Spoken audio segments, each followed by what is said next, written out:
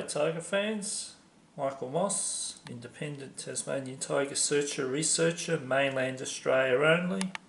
They're extinct in Tasmania since late 1936. Now,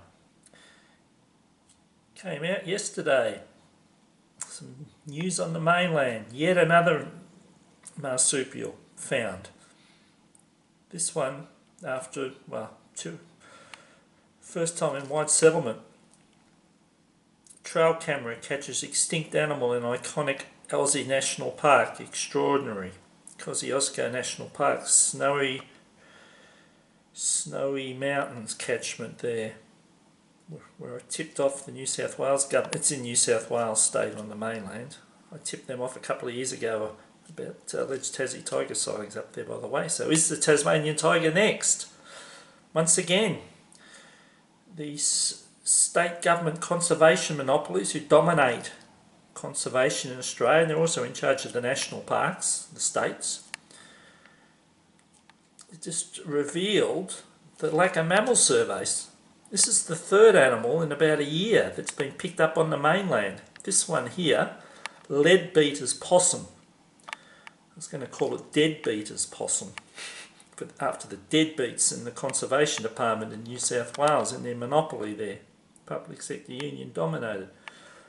This is Leadbeater's possum here on a trail camera a couple of months ago, I think it was. Thought extinct in New South Wales. They found some bones dated about 200 years ago. Not sure when they found those bones, by the way, of this animal. But would you believe in a cave? Would you believe, though, that this animal here was photographed not far from the cave? So they've known, I think it's a couple of decades now, correct me if I'm wrong, those bones were found, it was a while back.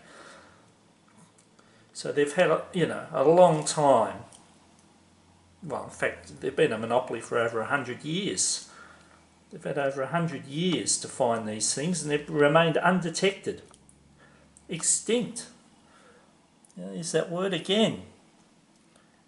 Captures extinct animal. Goes to show you there's more holes in this extinction theory, or not theory, but extinction rule. How many animals have been picked up, and fish and birds, etc., plants, over the last 100 years or whatever around the world that are supposed to be extinct.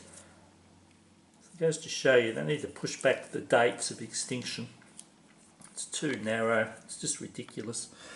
Anyways, now the other two, and I'll keep it, I covered those two a year ago on a YouTube videos, those other two animals that were found on the mainland.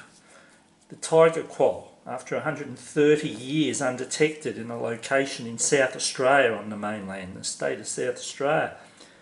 And then back to New South Wales here, long-footed Potoroo. 30 years ago, for the first time, they found some droppings down south of the state.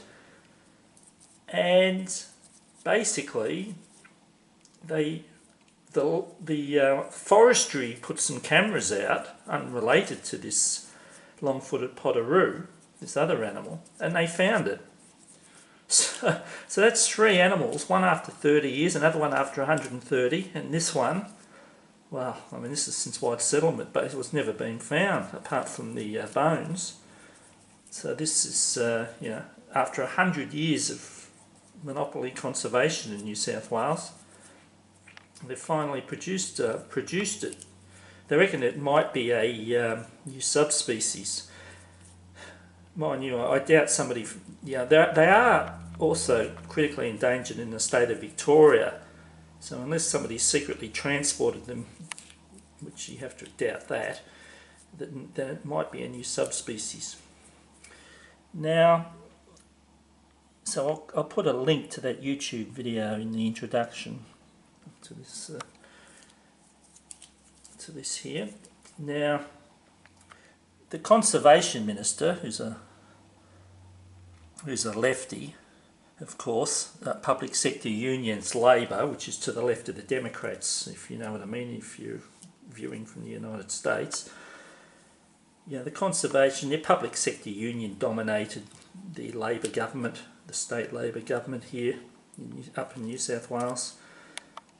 And so, yes, so rather than sort of be a bit embarrassed with this incompetence, the New South Wales Minister for the Environment, Penny Sharp, labelled the discovery as extraordinary.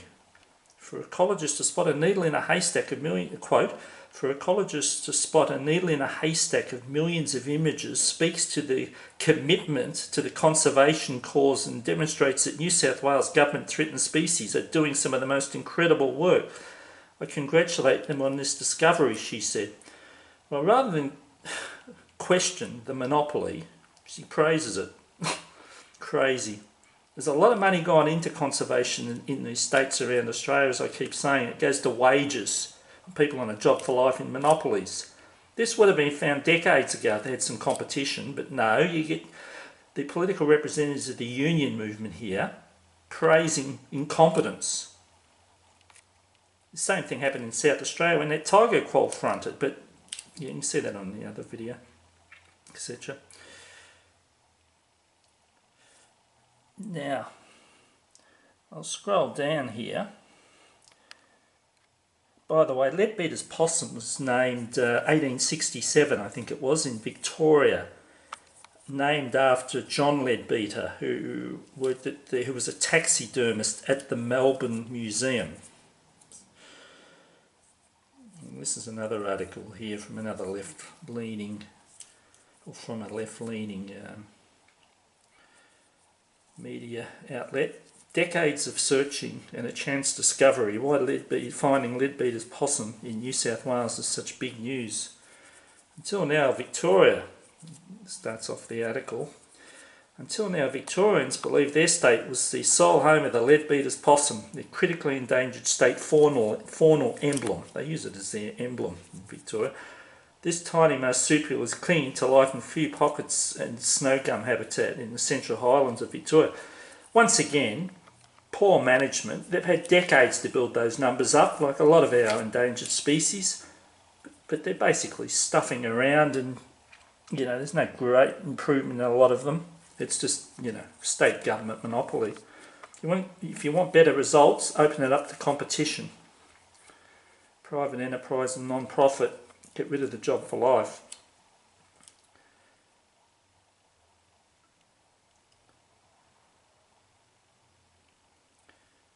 And almost wrapping up here, detected entirely by chance. In 2024, New South Wales scholars Fred Ford set about looking for an entirely different species, the endangered smoky mouse.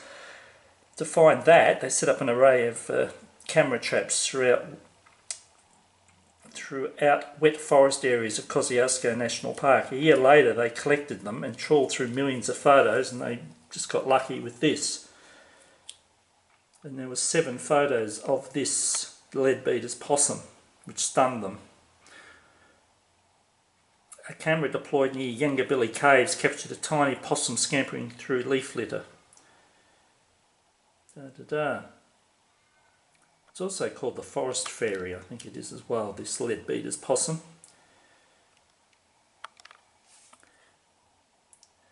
So yes, it's amazing how many species are popping up on the mainland, folks.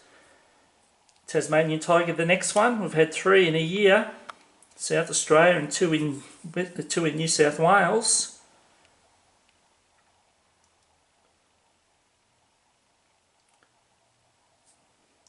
The cameras, to be fair, motion detection cameras haven't been available for that long. I mean, a few decades now, mind you, though. That's long enough to have done this a couple of decades ago. So when I say 100 years, they probably should have been on it a lot before then.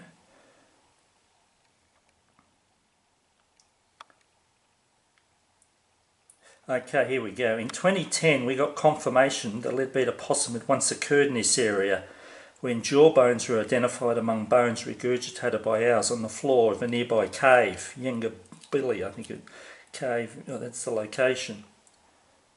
So basically they've had since 2010, so that's 15 years. It's taken them 15 years. They should have been onto it straight away. But that's monopoly for you. There's no competitive pressure.